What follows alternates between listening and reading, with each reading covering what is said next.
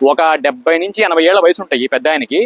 ప్రతిరోజు పొద్దున్నే ఆయన మరి 5ంటికి లెగుస్తాడో 6ంటికి లెగుస్తాడో వెళ్ళి ఒక పెద్ద బ్యాగ్ నిండా బిల్వ పత్రం తీసుకొని వస్తాడు. కట్ చేసి సపరేట్గా పెడతాడు. మన గొల్లపూడి శివాలయంలో ఎన్టీఆర్ బొమ్మ నుంచి లోపలికి వెళ్తే లెఫ్ట్ సైడ్ ఉండిద్ది.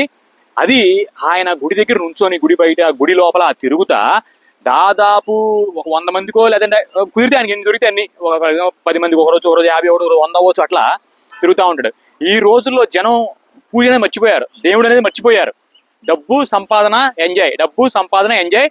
ఏమైనా ఇంట్లో బాధలు వచ్చినప్పుడు వెళ్ళి దేవుడు దండం పెట్టుకుని, అయ్యా స్వామి నా బాధలు తీర్చు, మా అబ్బాయి ఎగ్జామ్ ఫెయిల్ అయ్యాడు అనుకోండి, అయ్యా మా అబ్బాయిని పాస్ చెయ్యి, తర్వాత వాళ్ళకి డబ్బులు నష్టం జరిగింది, వాళ్ళకి ఏమైనా ఆస్తులు రాలేదు అనుకోండి, వాళ్ళ తాతగారు ఆస్తులు పోతుంది, అయ్యా మా ఆస్తులు తెప్పించు, ఇంతవరకే దేవుడిని తలుచుకుంటున్నారు.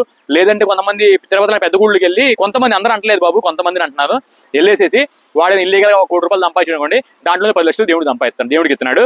అది మళ్ళీ రెండో పాపంలే, కానీ ఆబ్వియస్ ఎందుకంటే నువ్వు దొంగతనంగా డబ్బులు సంపాదించి మళ్ళీ దేవుడికి ఇస్తున్నాడు, రెండో పాపం కదా.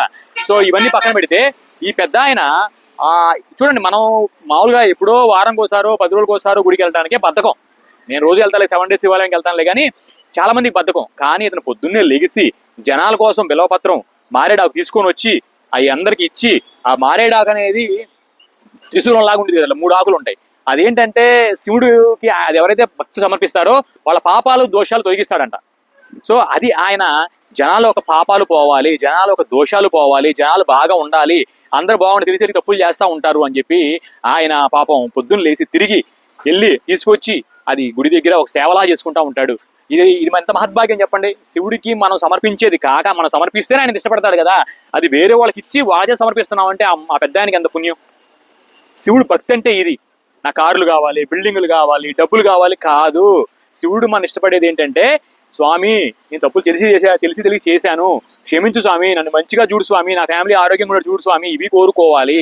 నేను నిజంగా పూర్వజన్మలో పాపం చేసి దానికి అనుభవిస్తాను స్వామి, కానీ కొంచెం తగ్గించు స్వామి ఆ కర్మని అని చెప్పి కోరుకోవాలి. అది ఆటోమేటిక్గా నీకు ఇస్తాడు. మీరు చాలా మంది అనుకుంటా ఉంటారు ఈ జన్మలో, అరే అమ్మ ఏంద్రా వాడు పిచ్చోడు, దొంగ, వాడు కోట్లు సంపాదిస్తున్నాడు, వాడు కార్లు తిరుగుతున్నాడని మీరు అనుకోండి. అది వాడు పూర్వజన్మలో చేసిన పుణ్యం వల్ల ఈ జన్మడు ఎంజాయ్ చేస్తున్నాడు, కానీ వాడు ఈ జన్మ అదే సేమ్ టైం ఎంజాయ్ చేయమంటే పాపం చేస్తున్నాడు చూసారా, వాడు నెక్స్ట్ జన్మలో అనుభవిస్తాడు.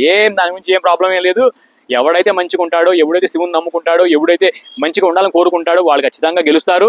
నీ కృషి నీ పట్టుదల ఉంటే శివుడు కొంచెం సహాయం చేస్తాడు తప్ప, నువ్వు వెళ్ళి నేను ఎగ్జామ్ పాస్ అయిపోవాలి, నేను వెళ్ళి కోట్లు సంపాదించాలి, నేను వెళ్ళి ఉద్యోగం కొట్టాలంటే ఆయన పట్టించుకోడు. కానీ నువ్వు మంచోడు అయితే, నువ్వు మంచి పనులు చేస్తూ ఉంటే, నువ్వు కర్మ సిద్ధాంతం ఫాలో అవుతూ ఉంటే, నువ్వు శివుడు టెంపుల్కి వెళ్ళి రోజు దండం పెట్టుకుంటా ఉంటే ఆయన ఖచ్చితంగా ఇస్తాడు. కుదిరితే వెళ్ళండి, మీరు కూడా ఇలాగ సహాయాలు చేయండి, అందరికీ మంచి జరిగేలా చూడండి. Thank you so much.